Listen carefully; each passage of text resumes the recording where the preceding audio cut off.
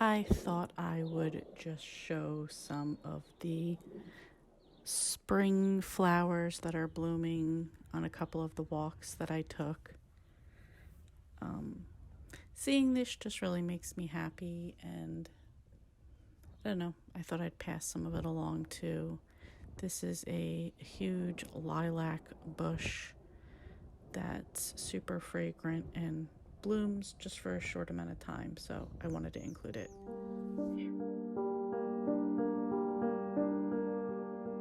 Hey everyone, it is Saturday, April 8th, and sadly I feel like I just finished my first book of the month. I'm just leaving the parking lot. I was eating at that spot Stewart's, and I finished my book, so I figured I would give a quick update on that one. So this was Hide and Seek by Kathy Daly. This is number 6 in the Resort at Castaway Bay. I give this one 5 stars, which is really unheard of for me to do for Cozy Mystery. This was a shorter one. It was under 200 pages, which I didn't realize that at the time, but I absolutely loved it. The way it starts out is basically Sydney, who works for the FBI, and she also kind of does usually some cold cases or does side jobs for this guy Ezra Miller, oh god, is that the Ezra Reinhold, jeez. And he's always known as a reclusive billionaire who has put together this team of people who each specialize in something, either hacking or forensics or guns. One's like a marksman type of thing. So she also works with them. In this one, she's already on a case. So it was there's a woman who is in protective custody because she's going to testify against a crime. Her daughter has been taken twice already, and the agent that she was with has just been killed. She was called in as backup, and they think that what happened was somebody in the FBI or somebody on the team had been compromised, and so now she's not sure who she can even trust. So she works with Ezra and kind of makes a plan. I'm skipping a lot of parts in between because it was that good and I don't want to give anything away, but she makes a plan with Ezra to get the girl out of there for right now. And that whole plan of, like, they don't know who to trust. There's like 5 people that they know of on the other side that were there when the first agent got killed with the little girl. So they're unsure of who to trust. Come on, bro. They're unsure of who to trust, and it's kind of like just that hide and seek of, like, okay, you guys are gonna go over here, you're gonna pretend you're on vacation, we're gonna take a boat over to here and then jump on here, we're gonna take a commercial flight to make it look like we're doing something. I absolutely loved it. Like, it played out in my mind like a movie, and it was great. Like, I loved every part of it. So I don't know if I'm gonna jump right into the next one. I might, because I'm kind of in the middle of a few buddy reads and things got put on hold. Hellbent is my physical book, which I still haven't finished reading yet.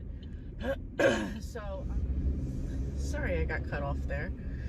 This was just something I didn't even plan on picking up today, but I just started reading it and I was like flying through it, absolutely loving it. And then I realized, like, oh, it's pretty short. I'm gonna get it done today. So really enjoyed it. I am headed home now.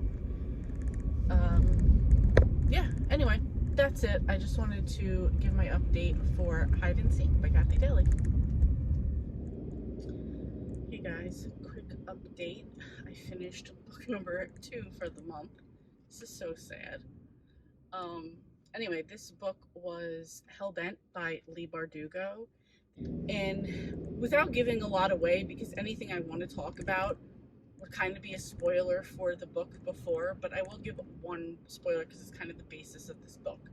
Anyway, the plot from book one, which was Ninth House, is a girl named Galaxy Stern, but we all call her Alex in the book. She had kind of a bit of a criminal past, and she's offered this job and an education at Yale if she takes the job. And the job is sort of, she's going to be an apprentice under this guy, Daniel Arlington, which we all call Darlington in the book. And I don't know if they tell you this in the beginning, but I'll just say that she can see and hear dead people, and she actually gets power from them. So in this book, like, ghosts, they don't hang around where they actually died. They go to places where there's people. They want to be around energy. And they kind of, she notices them, so they kind of notice her. She can use their energy. She can like kind of let them jump into her body, and that kind of gives her like super strength.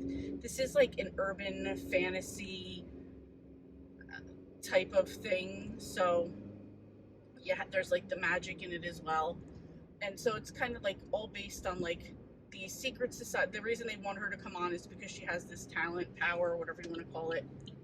And they want to use her to kind of help out at all of the Yale secret societies want to do some sort of magic. In the first book, it's kind of spoiler right here, the guy Darlington goes missing. They don't know what happened to him. Excuse me, book 2 is finding him, or attempting to find him. So that's really the majority of what it is. Yeah, so this was about finding him. We went back to Yale. I love like all like the lore and the myths and the legends and the secret society behind everything in Yale.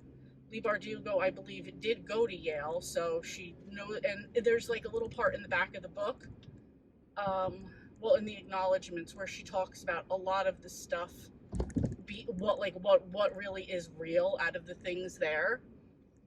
For example, like stuff that it says in Latin over the libraries and the doorways. Hearing what Leigh Bardugo says, like, okay, this stuff is really written above this door at this library, and this little secret doorway is really there. That was kind of very interesting to hear, like, what parts of that were real, because I was distracted a lot of the time while reading the book, because I would see something that sounded cool, and I'm like, oh, what does that mean? Let me look it up. Let me find out if this is real. Let me look into this like legend about this person. So I don't know, that was kind of like what took me a little bit longer to read it. So I was interested in that part of it. So I've babbled on about this enough. I gave this one 4 stars. I hear in the Alex Stern series, I've heard she's going up to maybe 5 books. This one kind of leaves off on a slight cliffhanger, so I wouldn't say a cliffhanger, but definitely like we have more to do. So to give a quick, what have I been doing for everything else in life? Absolutely nothing. Everything's been hurting me. My back's been hurting me. My stomach's been hurting me. Allergies have been bothering me. I feel lazy. I feel fat. I don't want to do shit. And that's pretty much what I've been doing. When I do something and feel like I got accomplished, it was absolutely something that I didn't even have on my list or plan to do. So that's why I really haven't been vlogging, because I really don't have much to vlog about. Hopefully I will have a couple new things I've been like thinking about doing coming out soon, or I will start working on to film soon. So that's it. I guess I just also felt like in a bit of a slump for things to do, because when you're not really doing anything, there's not much life part to vlog. So okay, quick update. I finished a book again today. This was the one that I was planning on finishing the other day anyway, and this is Fit or Fatality by Kathy Daly. This is number 7 in the resort at Castaway Bay. It was okay. It's funny how the one right before this I absolutely loved, number 6. This one was just okay. Like, I want to say 2.5 stars. I partially think that's because I wasn't into it, so I'm gonna give it a 3. Like, because maybe I was distracted at some points. That's what I mean. And then this one, Sydney she's supposed to, so Colin asks her to kind of who's her boss in the FBI, asks her to kind of watch over this like internet sensation um, athlete type of chick and like kind of shadow her and watch out for her. And Sydney really doesn't want to do it. She feels like it's kind of a babysitting job. And then there's this like whole backstory to the girl. I believe her name was Shayla. There's a whole backstory to her, which was kind of like, I mean, it's interesting, but, and I don't want to give that away because it was kind of an important part, but like, I'm just like, it was all right. I just wasn't that into it. And then what is good is that she kind of has, oh, this would be a spoiler if you haven't read. She gets some advice from like her sisters come to her for some advice, so that happens as well. Again, there was nothing stand out to me. It was pretty standard, so for that I will go with it was 3 stars. So that's it. Just a quick review. Hey everyone, another quick reading update. I just finished Pawn in the Pumpkin Patch by Kathy Daly. This is number 20 in the Inn at Holiday Bay. In this one, they're getting ready for like their fall harvest, Halloween. They call it a Halloween harvest in the town at the inn, and they're getting everything ready. Everybody's chipping in. They're ready to have a good time. In this one of the town people called Peach, who's an older woman dating a younger man, she gets killed.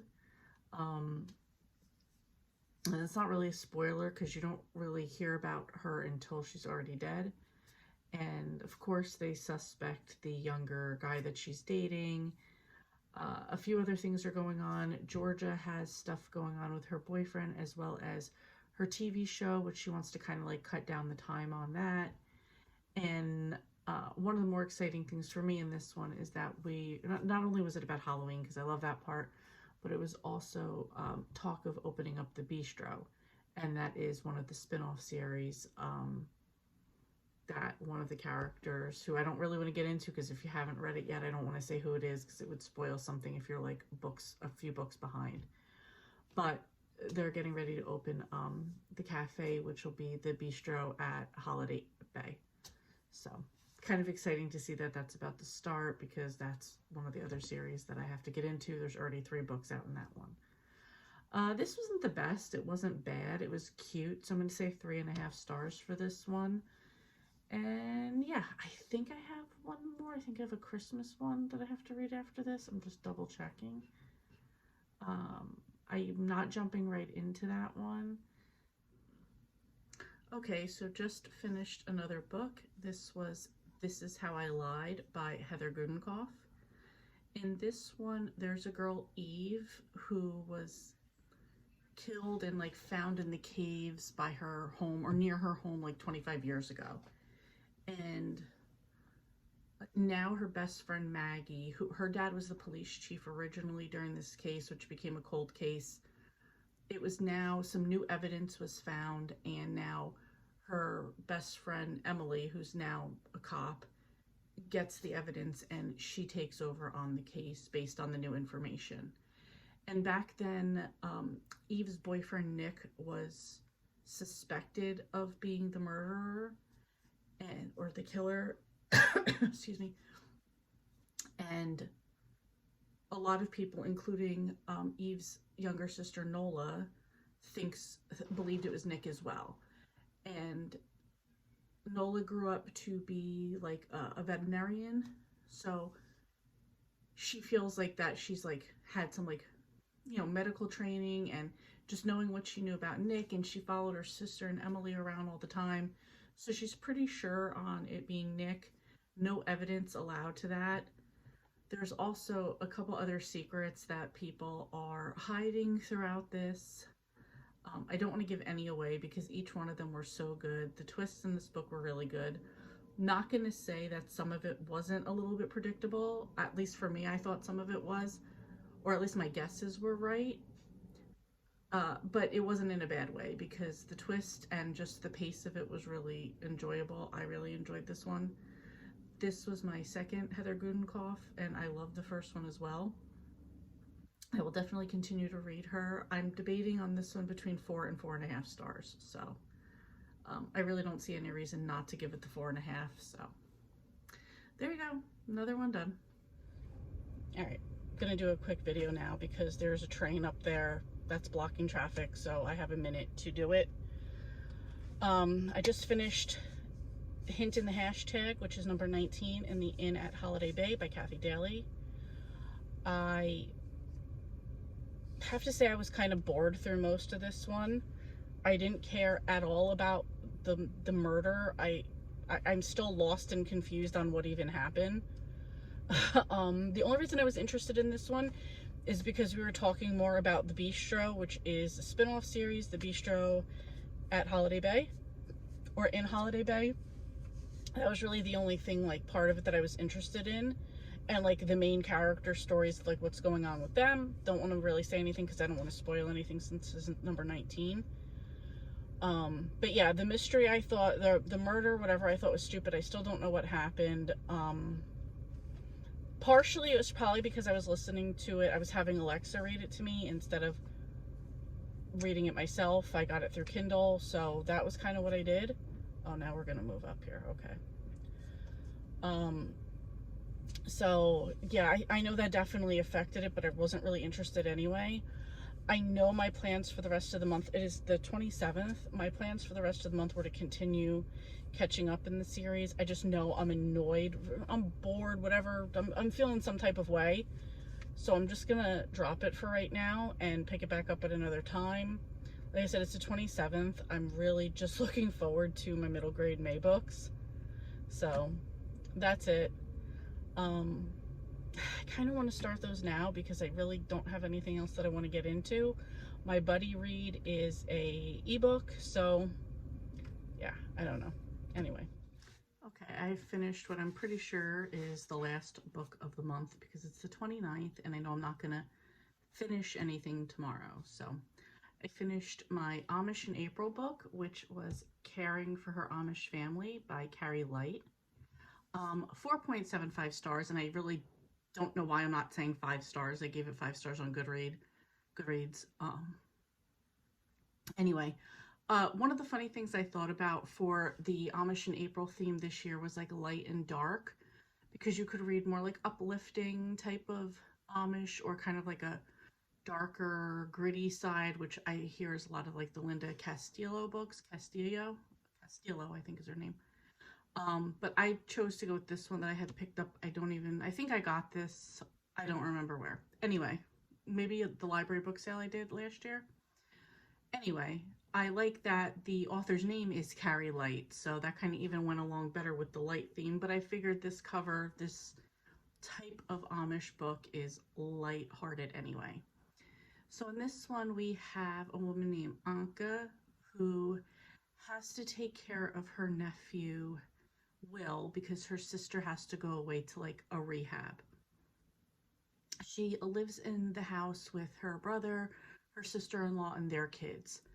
And because her nephew didn't grow up in the Amish community, her sister-in-law's like, no, I don't want him in here. I don't want him influencing our kids, blah, blah, blah. And she was kind of really nasty about it. And her name was Velma, and I couldn't stand Velma. I thought she was really nasty to Anka. She took advantage of her a lot. Considering this was Anka's house, she could have called the shots. So when she does agree to take Will, she moves into like this log cabin on the property. So she does that, and Will comes and stays with her. So she hires this new person in town, Josiah, to come fix up the house, because this was kind of like a little log cabin that they didn't really use on the property. It was a kind of if extended family came over and they needed more room, so it wasn't really very livable. So she hires this man, Josiah, who just moved from Chicago to their town of New Hope, Maine, and or Illinois. I don't know if he lived in Chicago. Regardless, doesn't even matter. He has his own reasons for coming here, and he's going to be staying with his brother and sister-in-law until he can get a job and get on his feet and all that. So he starts working for Anka. He starts you know, Will is just 5 years old. He's absolutely like so curious about the Amish world as they're teaching him things, and he's just kind of, he wants to fit in, so he's like learning all these things. It was just, excuse me, really sweet how he wants to fit in and he just wants to play with his cousins. And like Velma was kind of against that, like, oh, not too much, and then she realizes like later on that she was being a jerk.